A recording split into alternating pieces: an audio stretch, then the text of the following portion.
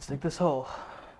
Yo, what's going on, everyone? This is Yash here from Crisp.Tech, back with another video, and we're gonna be talking about my experience with the iPhone.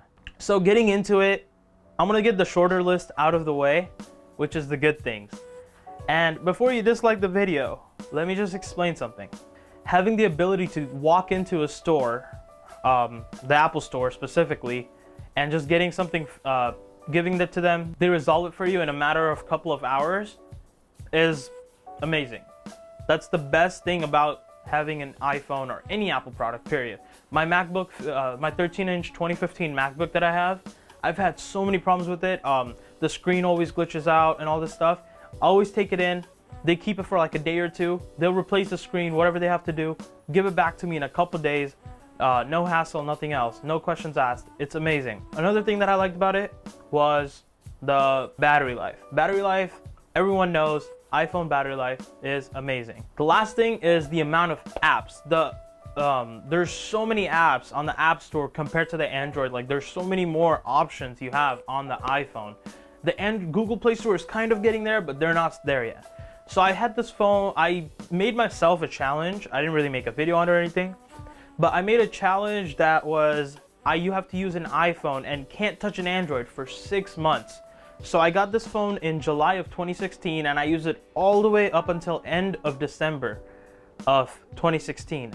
And just iPhones. And then in January, early January, I was going to go to CES, which I did, so I knew that, so I took one of my Androids with me there. But iPhone has been my primary device since July 2016. And using an iPhone for 6 months and going back to an Android just to use as like a second device, it was just so weird using an Android device after using an iPhone for 6 months without even touching an Android device.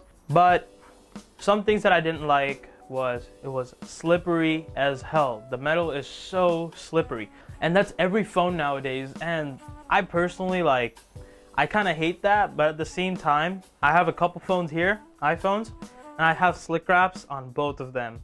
I have an Alcantara on this one and pink carbon fiber on this one, and honestly, it's so much more. I actually like the feeling of the carbon fiber. And on my Alcantara, it's still awesome, like, just to like make it all perfect. Like, you make the material like one way, like you do to your carpet in your house. It's pretty cool. If you want to check it out, I'll leave a link in the description down below. They have tons of different varieties to choose from, and huge shout out to them for making this video possible. Next thing that I didn't like is the simplicity. It is way too simple that Apple takes care of everything, that you don't know what's going on. And everything is taken care of through Apple, that you don't have that much customizability at all. You don't have any customizability. iOS 10 kind of gave you a little bit, but it was still very minimal compared to an Android device. So that's definitely one down I had. And the last thing, this was the biggest thing I had an issue with. The phone kept restarting at night. It started off at night. After 3 months of having the phone, I had so many reboots at night and stuff. And then I started realizing, because it started doing it in the day and stuff. So I took it to the Apple Store. They said it's kind of strange because it's only supposed to happen to the iPhone 7 and not the iPhone 6s Plus. So they went ahead and replaced my phone.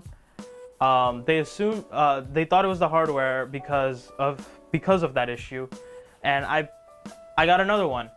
A month later, same issues. I got another one, and then that lasted me right around past. I took that phone to CES, and it didn't act up until a few days before CES, and throughout CES.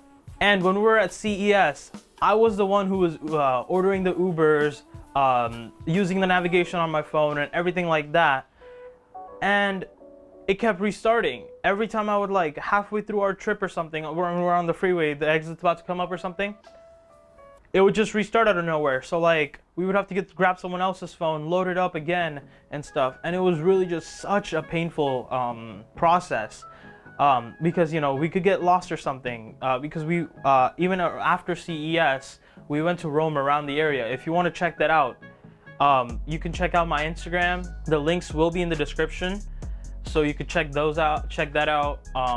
There's some pretty cool pictures that I posted of it. Overall, it just caused way too many problems. I took it back to Apple and they diagnosed it, and they said in a matter of 10 days or 10 or 12 days, they said that I had 92 unexpected restarts. 92, which is crazy. The Apple specialist himself was even so shocked that he's just like, I've never seen this before, and I'm just gonna get you a new phone, like a brand new phone. I've had that iPhone for a little bit now, and it hasn't caused any problems, luckily, but I don't know, like, I've had that for only 2 months now, so we'll see down the line if I do end up keeping this one. If I don't, I'm planning to trade it in with Verizon so I could get the S8, or I might buy it out straight. I don't know yet, but I'm definitely making the S8 or the S8 Plus. I'm not sure which one I want to get, but I'm definitely making one of those my primary. Basically, my thing was, it's a great phone for if you are looking for the camera, like, you know, if you just want to use it for pictures and stuff, amazing phone. You know, it works better with Instagram, it works better with a Snapchat, it works better with all of that.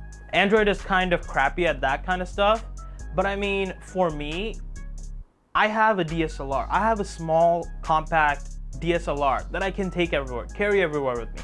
I don't need to worry too much about taking pictures with my phones. I barely take pictures with my phones, to be honest.